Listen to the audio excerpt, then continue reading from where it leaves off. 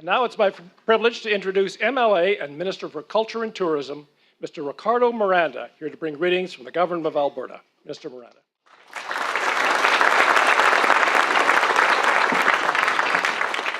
Hello everyone and good evening. Bonsoir à tous. Je suis très ravi d'être ici ce soir. It is truly my pleasure to be here with you this evening with all of you and having the ability to listen to some of the presentations that will be following suit. I bring greetings on behalf of Premier Rachel Notley and the Government of Alberta. Here today I'm joined by two of my colleagues, my fellow MLGs. Emily, I know, somebody gave us that name, we just kind of stuck with it.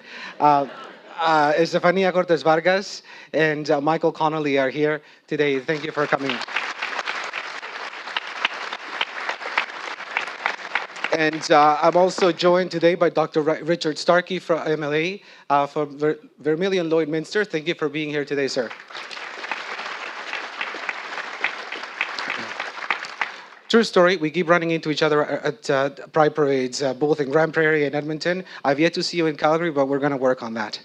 It's all about tourism, you understand.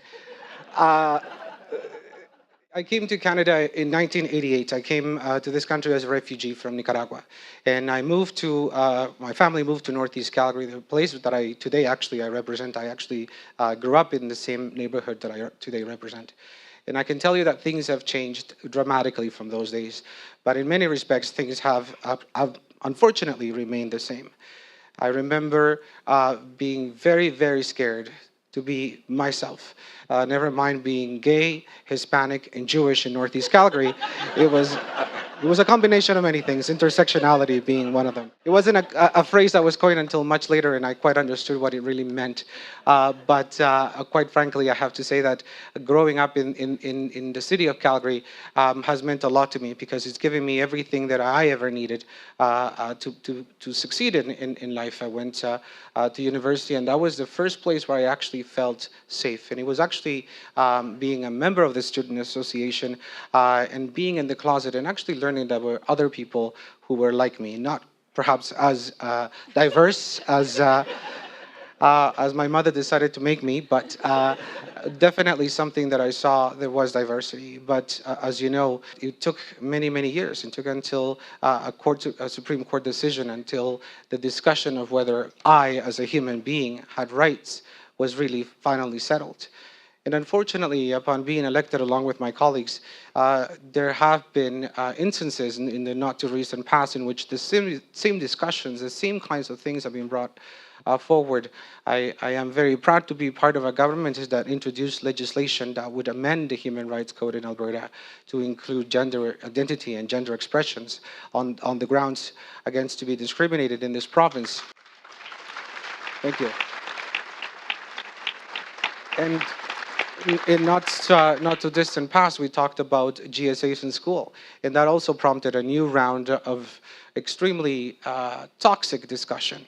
And at that point, I have to be honest with you, I was quite not happy to be having those discussions because I was afraid that the discussion would turn very toxic. And I remember what it was like for me when I was growing up and hearing those kinds of things happening and those things kind of set up around me. And I knew that that's not the kind of conversation we want our children. I have two of them, in fact.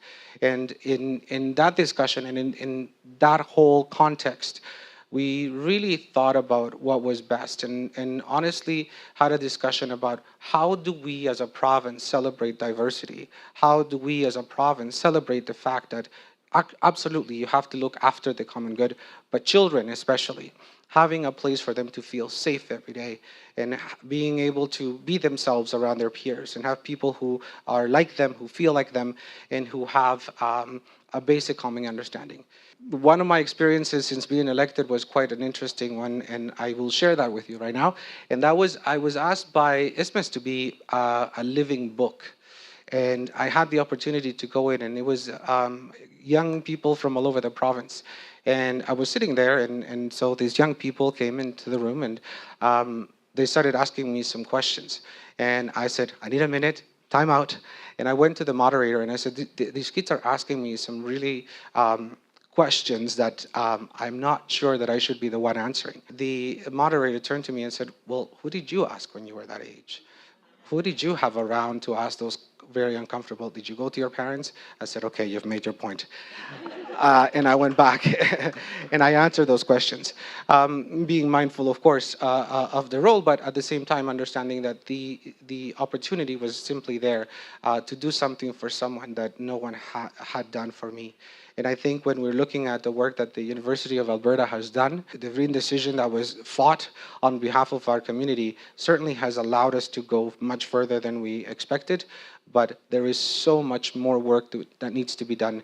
And definitely the discussions that took place around the GSA bill really brought home the fact that legislation doesn't change attitudes, unfortunately. Legislation does not change the realities of our trans community, for example. And so all of the different things that we need to continue doing to support one another, to continue celebrating that diversity that is so, so essential to a community that's vibrant and that celebrates each other for just being ourselves. It's something that we as a community need to continue fighting. So I thank you so much for the opportunity. I thank all of you, the alumni who were part of that, who fought to ensure that I and my colleagues could be elected being openly out and completely ourselves. So tonight is a celebration of pride, but a reminder that the fight is still continuing. Thank you.